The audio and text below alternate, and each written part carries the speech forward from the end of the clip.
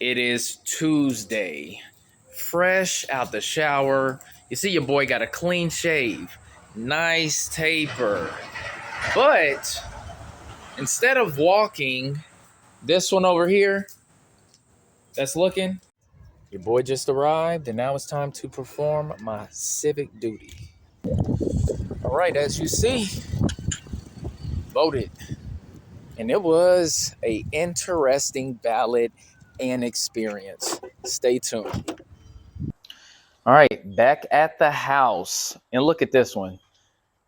Ain't moved an inch. She is ready to go. Look at her. You ready to go bye-bye? You ready to go bye-bye? You ready to go bye-bye? Yes? You ready to go? All right, let me harness her up because this is our weekly routine. Finally getting out the backyard. Stay tuned. Okay, let's go. Where you at? There you go. All right, we're off. I don't know what her deal is. She got me all tangled up. Hold on a second. Damn, girl. All right, where we going this week, baby girl? Where we going? Left or right? Left or right? Okay, I guess we're going right this week. Yes, we are. Man, it feels good out here. Kind of windy, but it's better than a whole bunch of cold, whole bunch of rain, man. So, this week we're going to talk about my experience voting. Very interesting. So I walk in, and as soon as I walk in, I got these two sisters. And they asked me, hey, are you voting Democrat or Republican? And I said, Republican. And when I tell you, the way that they face just turned, and then give me a little bit of attitude, well, Republicans vote over there, right? So I smiled because, you know, I'm always above board. I don't really give a damn because I'm used to walking this path, this road, going against the grain, being called all kind of names because I don't follow the herd. So I go, show my license. Two older white women, nicest white ladies, honestly, that I've encountered in a very long time. You know, we go through the process of giving me my ballot and I start voting. And I'm looking at some of the things that we actually have to vote on, which was absolutely ridiculous. For an example, should we give benefits to illegal aliens using our tax dollars? Why in the hell do we as United States citizens, Texans, have to vote on something like that? That should be a common sense hell the fuck no. Our resources and our benefits should go to U.S. citizens only, not illegals, okay? Another thing is this, should we prohibit Sharia law? Last time I checked, this nation was founded by white Christians. This is a Christian nation. This is a Christian country. Why the hell would we allow Sharia law? This is not a Muslim country. Yes, you can practice it, but this is not a Muslim country. And if you want it to be, then guess what? You are out of your damn mind. If you want to practice Sharia law, then you should go to a Muslim country. There's plenty of them. You can go to Saudi Arabia, you can go to Qatar, Abu Dhabi, you can go to Dubai, Afghanistan. Yo, you can go to Iran if you want to, if you're that damn crazy, right? But no, it's certain things that we shouldn't even be voting on, and it's sad that we have to. But anyways, after I voted on the common sense things, I submitted my ballot, and the same ladies, oh, there's a sticker over there, enjoy your day. And I could tell that they were probably one of the Jasmine Crockett fangirls. And they had a sense of disappointment on their face. And I laugh because as a strong black man, see, one of the principles that we have is we don't mind standing for what we believe in. We don't mind saying, you know what? If the community is going in the wrong direction, that don't mean I have to sit here and stay on code just because of the color of my skin, just because my community is trying to pressure me to do something that's just not right. I would never, ever, ever, ever vote for a woman to be my leader, let alone somebody like a Jasmine Crockett to represent me, because she don't represent me. Might be the same skin tone, the melanin, but we are not the same. Principles are not the same, okay? So, guys, I'm gonna tell you this. You cannot be afraid to stand up for what you believe in, regardless of how people are going to look at you, how your community is going to look at you, how many names that they will call you when you are standing up, because I've been called all kind of names my whole life, you know, especially being, you know, a light skinned brother. So not being black enough, oh, you Oreo, or, you know, all of these stupid terms. When I'm the true representation of what a black man is supposed to be, taking care of his family, taking care of his business, not in any type of debt. I have a decent amount of a net worth. I don't have a criminal record. I actually go out and I actually vote. I don't rely on people to, you know, take care of business for me. I do all of these things. I'm the true representation of what a black man is supposed to be, what's supposed to look like. And this road is not easy. It isn't.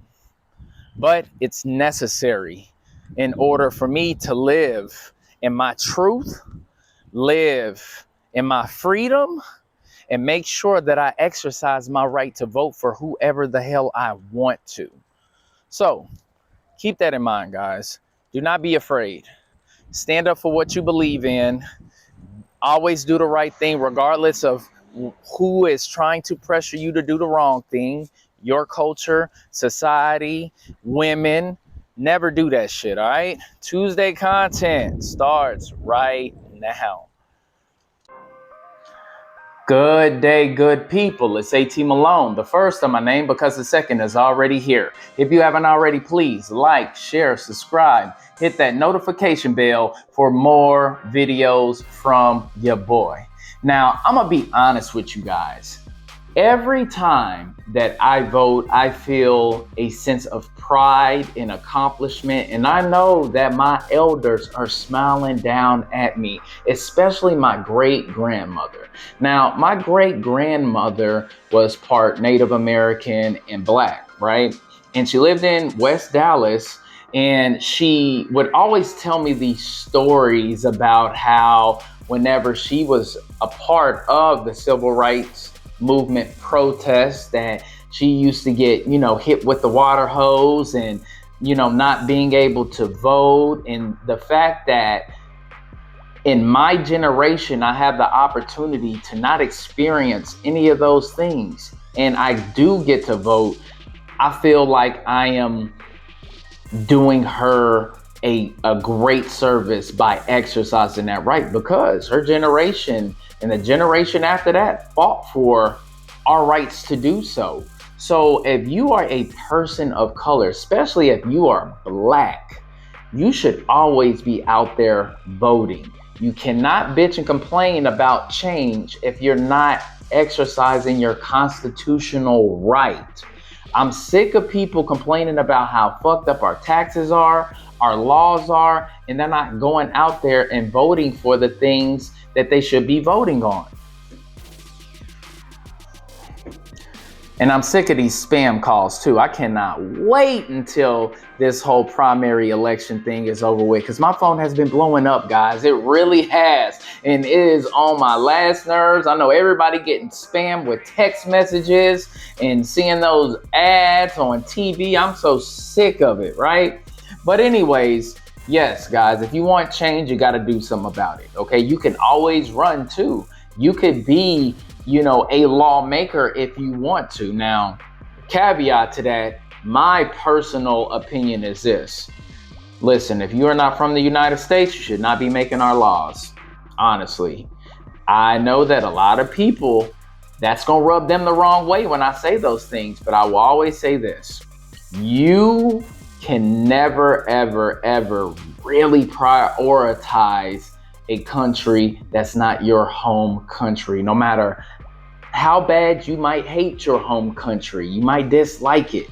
You know that that is your roots. That is where you are from. You will always have special ties to that. So for you to come here and make laws when you are not from here, you could never, ever 100% do what's in the best interest of the American people, because realistically, you're not an American.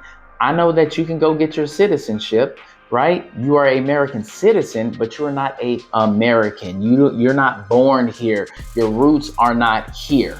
But go out there and vote, guys. Just make sure that you vote for whoever you want to, regardless of whatever aisle you stand on. You know, I would really hope a lot of us would get off the Democratic plantation, but some people are just, you know, conditioned. Some people are just stuck in their ways, you know. They have been told all of these things throughout their whole lives, that Republicans are just white racist people or they're black sellouts. So listen, do your due diligence, do your own research, and do what's in your best interest, all right?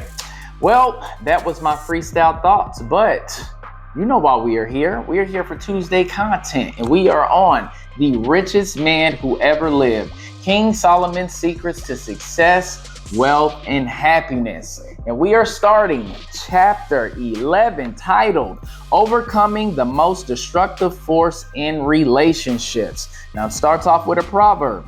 Wrath is cruel and anger is outrageous. That is Proverbs 27:4a. Now, why do millions of people make foolish decisions that end up costing them everything they value? Solomon knew the answer to this.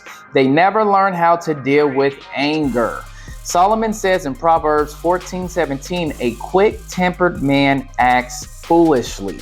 Now, if left unchecked, anger can destroy your personal happiness for a moment or for a lifetime. It can also destroy work and personal relationships. Dr. Smalley says it's the number one cause of divorce and destruction of personal relationships of all kinds. Now, I don't agree with Dr. Smalley on the number one cause of divorce, because the number one cause of divorce is money, okay? Let's just be real. Now, who wants to be around angry people?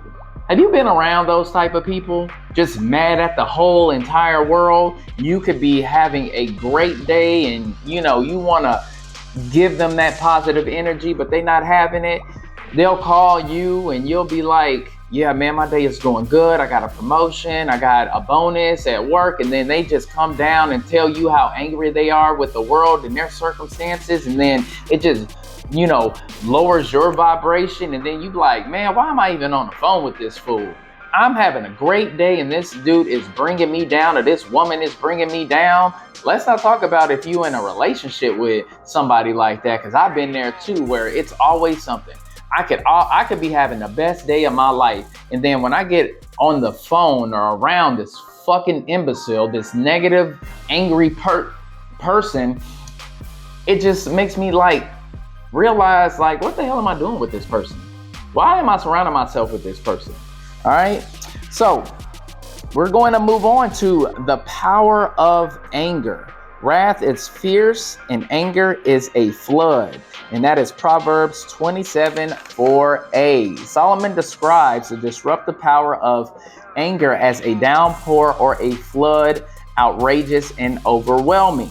Now, we all have experienced being caught riding or driving in the middle of a storm. You can't see, you have to slow down, or you even have to pull over.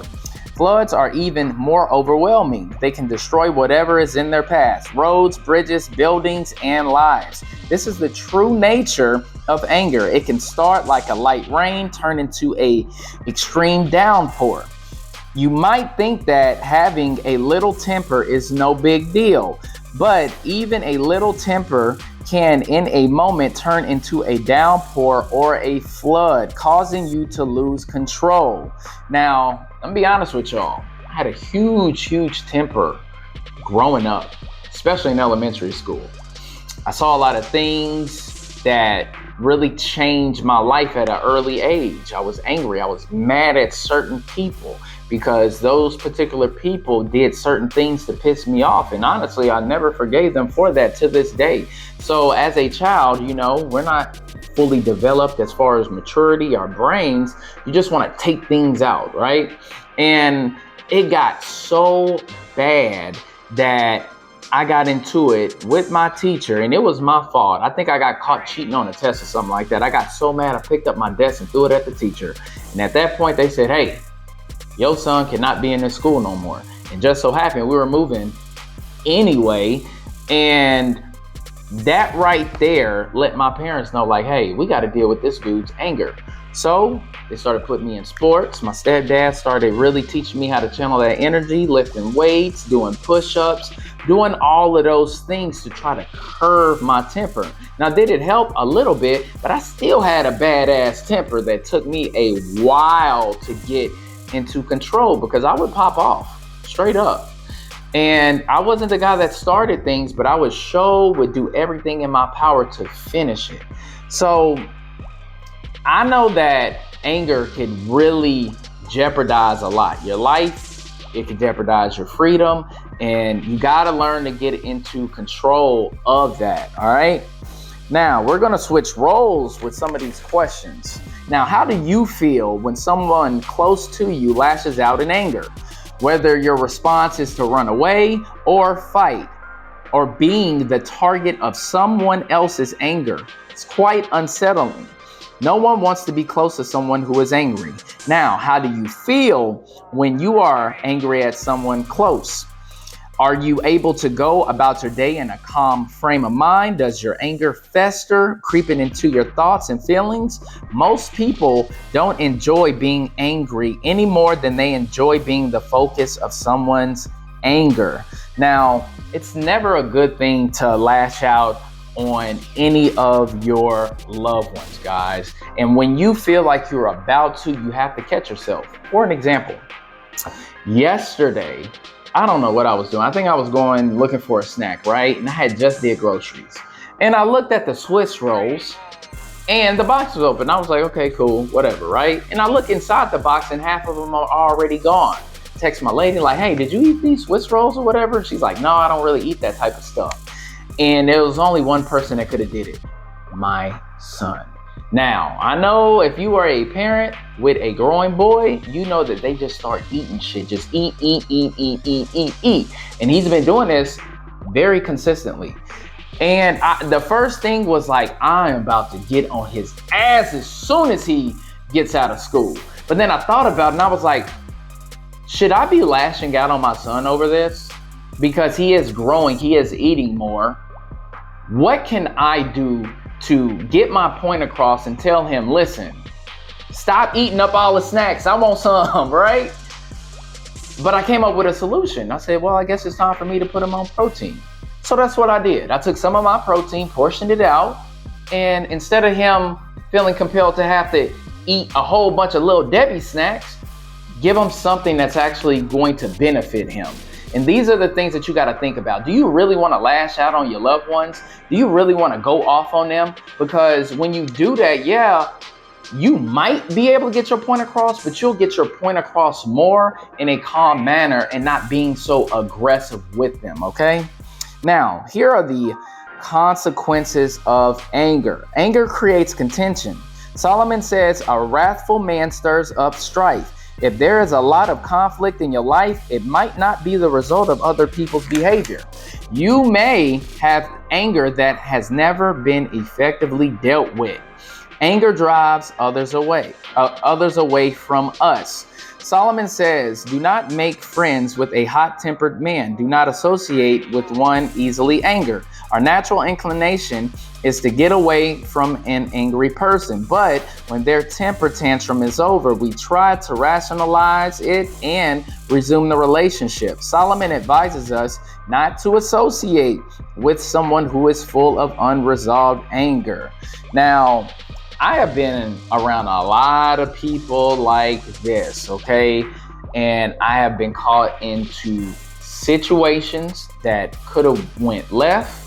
It could have cost me a lot of things: money, relationships, business and personal relationships. It could have cost me freedom just because they don't know how to deal with conflict. They don't know how to walk away. Also, you'll end up getting caught up in unnecessary beefs with people that you don't even have problems with, but you become guilty by association with these people. So they'll look at you like, you're their ops because you are connected to this particular angry person who let their anger get the best of them and cause them to do something. And now that you're friends with that person, they're like, listen, if you're going to hang out with that piece of shit, then guess what? I'm going to categorize you like that person as well, because this is how small-minded human beings could be, right? So you got to be careful of these people that you hang out with. If you spot them and you see that they can't control their anger, they got unresolved anger, you got to separate yourself from them, all right?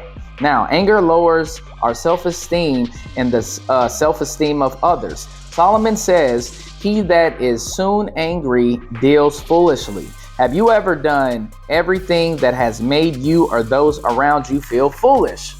A quick-tempered person acts foolishly because anger distorts his or her personal vision and perspective. It makes it hard to see a person's words or action in true perspective. Consequently, we end up overreacting rather than effectively responding to the reality of a situation.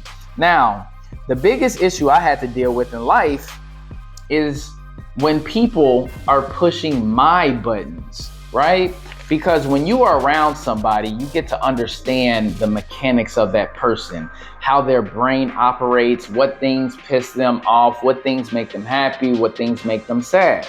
And I would allow certain people to push my buttons to trigger me into reacting negatively, pissing me off. And that's ruined relationships. Honestly, guys, it's ruined, business that I could have conducted with people, generating more money, because I would allow people to bait me in, put a battery in my back, and then I'm sitting over here reacting in a negative way when I normally would not do that. Now, men, understand this too.